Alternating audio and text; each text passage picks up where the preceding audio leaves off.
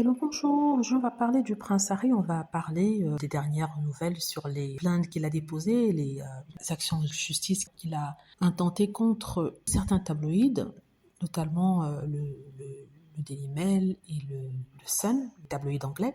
Donc aujourd'hui, en titre de tous les journaux, il y a le prince Harry a essayé de détruire des preuves. Ça, ce sont les tabloïds, les avocats des tabloïds qui l'avancent. Donc, ils ont demandé au juge de pouvoir récupérer le laptop du prince Harry afin d'avoir des conversations que celui-ci aurait eues avec son biographe. Vous savez que le prince a aidé à écrire le livre Spare. Il a collaboré avec une personne, un écrivain, et cette personne prenait des informations et il communiquait par email. Et justement,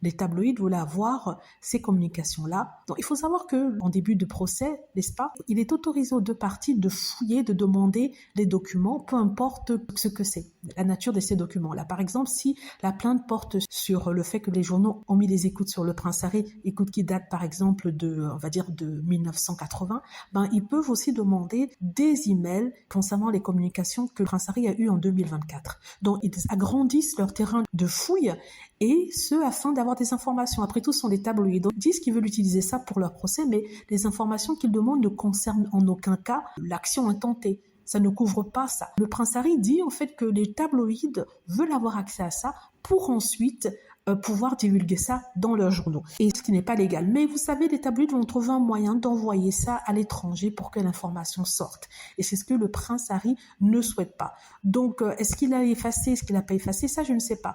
Il travaille sur le livre Spare depuis au moins 3 ans, il me semble. Depuis 3 ans. Et vous croyez qu'il a gardé les communications d'il y a 3 ans? Les emails d'il y a 3 ans? Est-ce que vous gardez les emails d'il y a 3 ans? Je ne le pense pas. Et même si c'est le cas, pourquoi est-ce qu'il veut avoir ça?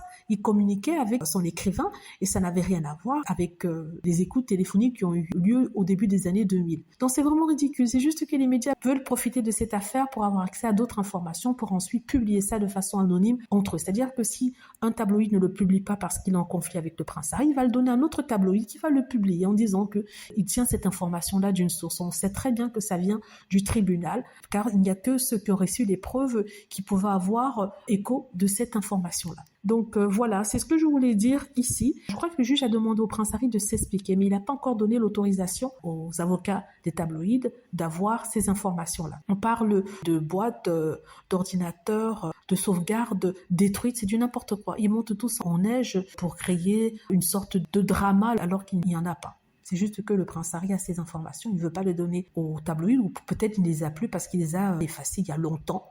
Parce que forcément, on ne garde pas les emails d'il y a 4 ans. Personnellement, moi, je ne les garde pas. Voilà, dites-moi ce que vous en pensez. J'espère que vous avez aimé la vidéo. N'hésitez pas à cliquer sur like si c'est le cas, à vous abonner pour plus de vidéos et à cliquer sur la petite cloche afin de être averti lorsque je poste une nouvelle vidéo. Merci.